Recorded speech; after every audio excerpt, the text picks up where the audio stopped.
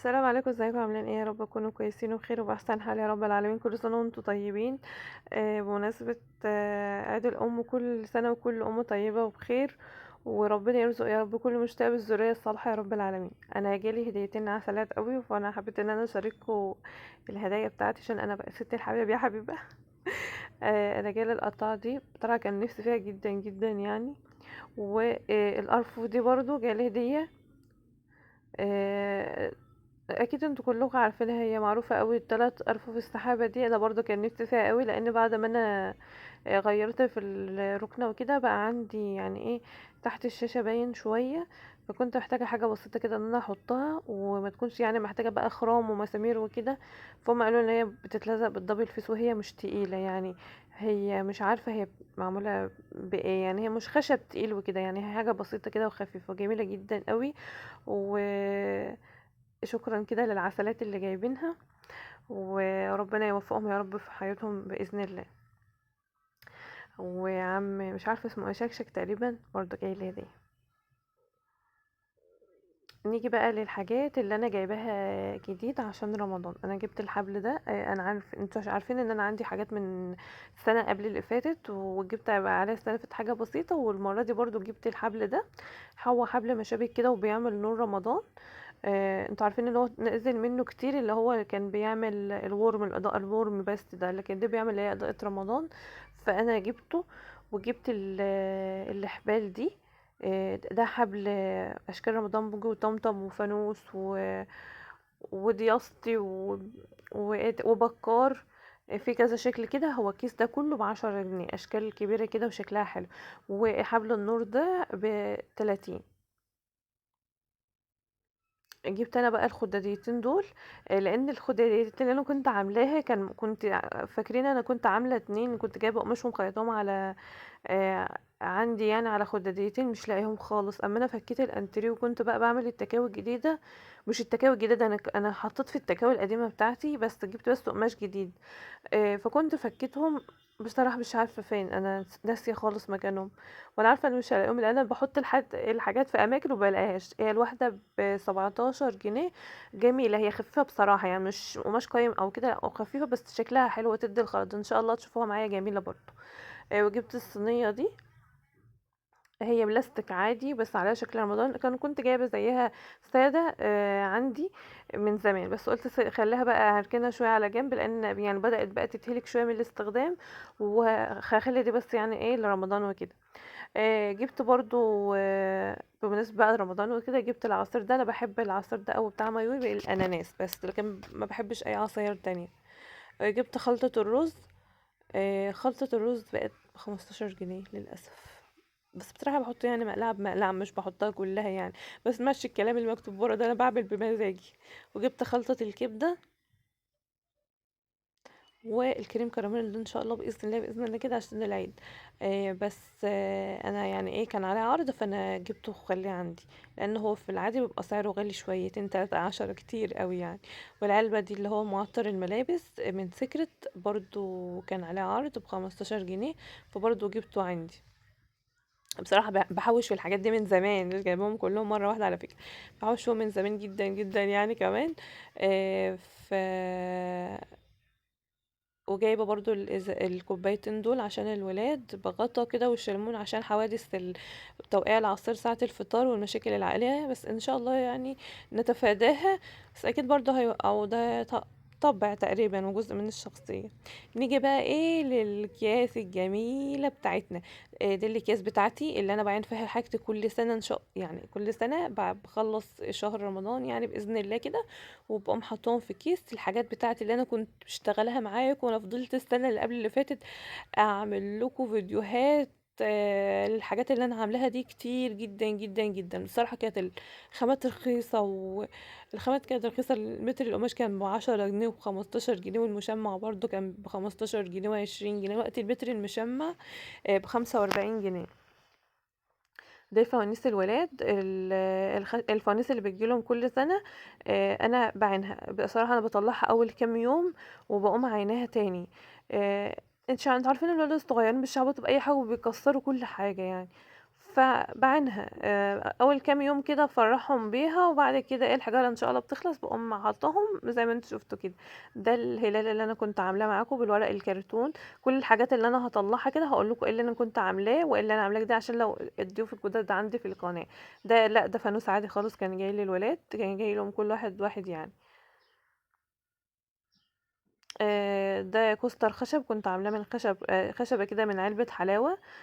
كنت لزقت بس عليه اللي هو الورقة الخيامية. وده كان الفانوس أبو الشمعة القديم ده كنت جايباه السنة اللي فاتت كان ب20 جنيه. والشمعة الجميلة دي عندي بقالها سنتين اهي. كانت ب5 جنيه يعني. بس ده كل ده كان عندي اللي انا جبته بس اللي انا وريتهولكوا يعني قبل كده بس.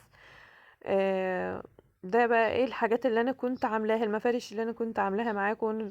وانا اللي كنت على فكره عامله احبال الورق مش الورق القماش اللي هتشوفوها معايا ده. ده كان قماش. وانا كنت جايبه المتر ده من عند بتاع الخردوات بصراحه مش فاكره كان بكام لانه يعني السنه اللي فاتت لا اللي قبلها كمان. لكن انا اللي انا فاكراه كويس اللي متر القماش ده اللي انا عاملاه ومفرغاه والخيش برضو ده كان عندي.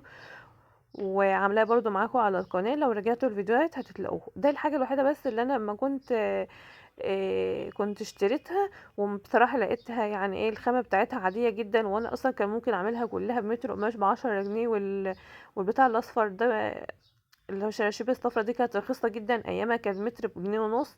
مكانتش تتكلف زي ما انا كنت شاريها كانت تقريبا ب30 جنيه ما كانش تستاهل بصراحة. وبرضو الحبل ده انا اللي كنت مفرغاه كنت جايبه متر قماش وانا اللي كنت عاملاه. وبرضو المفرش ده انا اللي كنت مفرغاه وحاطه الفرنشه اللي هي الصفرة دي كنت عاملاها بمسدس شمع.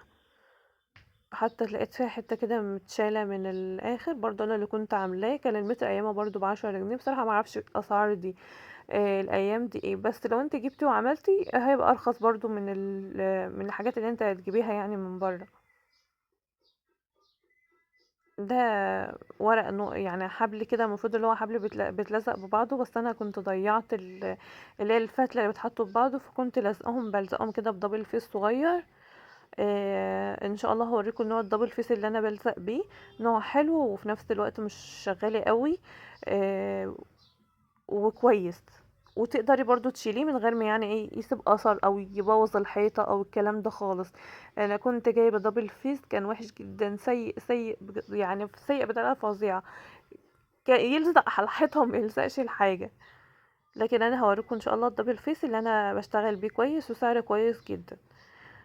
ده برضو كان ورق بس كان عندي من السنين يعني من كذا سنة كده. انا ما كنت بعمل بصراحة بره يعني في البلكونة وكده انا عندي المكان هوا جدا جدا فكان الحاجة بتقعدش يومين وبتتقطع وده كان جاي لي هدية. حبيبتي حبيبتي حبيبتي. جايبه لي هدية ده يعني حبل كده وقماش. ده علم ده كنت جايباه للولاد.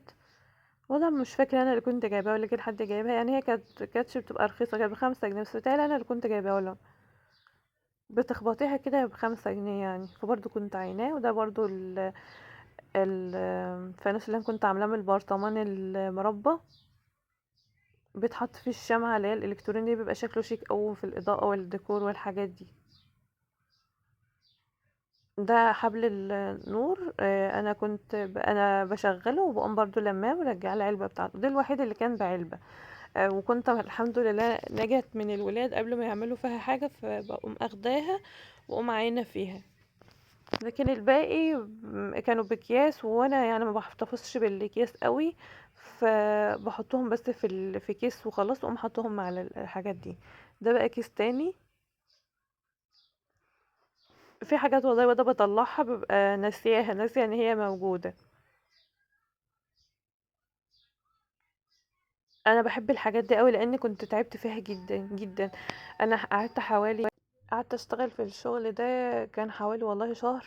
كل شوية كنت يعني بقى كل يوم كنت بعمل حاجة. كنت بروح اشتري القماش والحاجات دي برضو كنت بشتريهم حاجة بحاجة رغم ان الحاجة كانت رخيصة. يعني كان متر القماش ب10 جنيه. المتر اللي هو الشراشيب الصفرا دي كان بجنيه ونص. يعني كان كل حاجة كانت بسيطة وكان جميلة وبجد كنت بشتغلها بكل كده حب كانت حلوة قوي. فأنا الحاجات دي غالية عندي، اللي أنا يعني اللي أنا كنت عاملاها. وفي نفس الوقت عشان ما اشتريش كل سنة، بصراحة الأسعار بقت كل، يعني زي ما انتم شايفين، كل ثانية بزيادة. المتر المشمع اللي ده اللي انا بقول لكم عليه، انا سائله عليه السنه دي ب45 جنيه. الحمد لله انا بشيلهم، لان هو يعني شهر في السنه، بعد الايام علينا كلنا يا رب بالخير. ف اخر الشهر بقوم لماهم كده ومطبقاهم، ولو حسيت حاجه طربت اقوم بس شطفها كده على السريع. برضه عربيه الفول اللي كنت عاملاها من علبه بسكوت وازازه. هتلاقي كل الفيديوهات دي على القناه، حاجات بسيطه وسهله وتقدر ان انت تنفذيها حتى في الوقت. ممكن تنفذيها، مش برضو ان شاء الله مش هتكلف معاكي كتير لو اشتريتيها جاهزه بجد. هتشتريها بمبلغ. وده كانت القطاعه اللي انا كنت عاملاها بقى السنه اللي فاتت. دي الحاجه الوحيده اللي انا عملتها السنه اللي فاتت. قطاعه كانت عندي قديمه، رحت جبت لها الايد دي. الايد دي كانت الايد ب6 جنيه. جبت الايدين، وكنت جايبه نص متر من اللي هو الخياميه ده، ما كانش برضو غالي. فما كانتش كلها يعني متكلف على بعضها 20 جنيه، وعملتها صينية وشكلها حلو قوي. الكوستر ده كان جاي لي هدية برضو. وده بقى متر تاني. المتر ده كان اقل من المتر اللي انا وريته لكم الاول. كنت جايبه نصاص بصراحه، نص متر من ده ونص متر من ده. ده هحطه في المطبخ، ولكن التاني للترابيزه اللي احنا بناكل عليها يعني وكده. والاشكال البكار هوريه لكم دلوقتي. المدفع ده برضو كنت عاملاه من ازازه وعاملاه بكرتون وورق اللي هو الفوم ده. ده حبل النور كنت جايباه السنة اللي فاتت، هحطه في المطبخ. على فكرة انا برضو كان عندي والله حبلين تانيين، طلعتهم السنة اللي فاتت، مكانش اشتغلوا حاجة وباظوا. وبتوديهم بقى يصلحهم. في ناس بتكسل ان هي تصلحهم يعني وكده، ما صلحتهمش يعني، ما نفعوش. اشكال بكر وحسونة دي برضو كان قماش، كنت جايباه متر قماش، وكنت مفرغاه الاشكال وحطها انا على كراتين. برضو موجود الفيديوهات دي على القناة. هتعجبكم جدا. ولو انتوا بتحبوا تشتغلوا الحاجات دي، مش هتاخد معاكم والله وقت خالص، ولا هتاخد معاكم تكلفة برضو عالية. هاتوا بس القماش من عند حد يكون اسعاره كويسة. لان في ناس بصراحة بتزود قوي. انا بشوف الحد يعني، بقعد ادور على كذا حد لحد ما الاقي الناس اللي لسه اسعارها كده متهاوده، وبتعامل بقى، بفضل بتعامل معاها. بس الكلام ده يعني من سنتين، فما لسه فما اشتريتش بعديهم. بقى الفوانيس بتاعه الولاد، آه، بحطهم كده في الكراتين بتاعتهم، واحتفظ بهم في الكيس. بيلعبوا بهم اول كام يوم كده في رمضان. بصراحه بيفضوا الحجاره، فبنلمهم كده ونعينهم. الا اللي هو الفوانيس الخشب اللي انا وريتها لكم في الاول، لان مش بحجاره او كده، فانا بحطها عندي في الارفف. آه، دي بس اللي انا بسيبها طول الشهر، بعانها في الارفف يعني.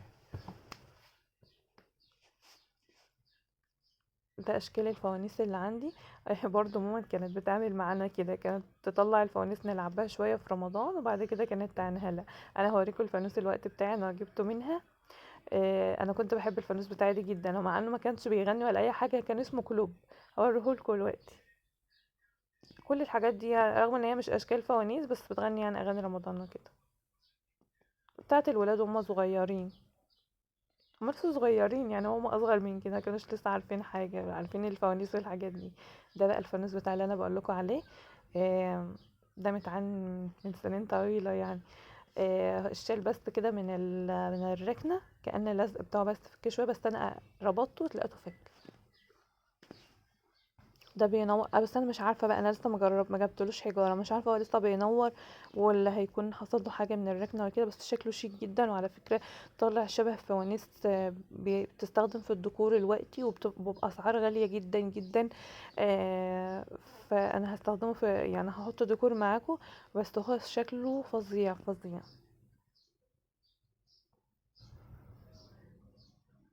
وده بقى شكل الترابيزه بتاعتي بكل الحاجات اللي فيها. هنزين مع بعض ان شاء الله زينة رمضان. هشارككم بعض الحاجات اللي انا ممكن اعرف ان انا اعملها وانا بصور. بس هوريكم منظر الحاجات كلها باذن الله لما تتحط. ده كان الشكل كده جميل بصراحه. كان نفسي احط عليها اغنيه بقى والحاجات دي. انا نزلتها بس في الريلز بالاغنيه، بس طبعا ما ينفعش على القناه، لان عشان حقوق النشر وكده، والقناه لسه ما اتفعلتش. فمش هينفع ان انا انزل قناة، بس دي مجمل الحاجات كلها اللي موجودة. ان شاء الله نعلقها باذن الله، باذن الله كده مع بعض. وتشوفوا الشكل كده النهائي وهي متعلقة، وناخد في افكار من بعض ممكن نحطها ازاي وكده. بالنسبة بقى للناس اللي زي كده بتحب تعمل الفرح في الريسبشن عندها، او في الصالة، او في الركن، او في المكان اللي انت بتقعدي فيه. انا بحب قوي كده، بعمل فرح في قلب المكان وانا قاعدة. وده بكده كده يكون الفيديو بتاعنا النهاردة انتهى. انا كنت بوريكم بس الحاجات وازاي انا كنت بخزنها وبعمل ايه فيها كل سنة. آه، برضو ممكن انت تعملي كده وتحتفظي بيها. اوريكم برضو الحاجات اللي انا كنت عاملاها، لو انت حابه ان انت تعمليها. الفيديوهات كلها على القناه، هتستفيدي منها جدا، وحاجات بسيطه وسهله، وان شاء الله مش هتكلف معاكي كتير، لان الاسعار الحاجات الجاهزه غاليه جدا جدا. فحاجات بسيطه وسهله هتقدري ان انت تعمليها. وده كده آه، مجمل كل الحاجات. كل سنه وانتم طيبين، وبعد الايام عليكم يا رب بالخير والبركات. و